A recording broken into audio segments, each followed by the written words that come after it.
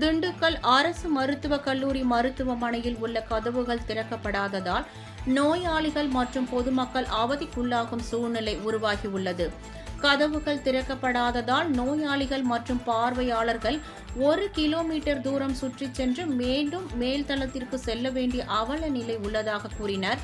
நுழைவாயில் கதவுகள் திறக்கப்பட்டால் உள்நோயாளிகள், வெளிநோயாளிகள், பிரசவ பகுதி ஆகிய பகுதிகளுக்கு செல்வதற்கு ஏதுவாக இருக்கும் என நோயாளிகள் மற்றும் பொதுமக்கள் தெரிவித்தனர்.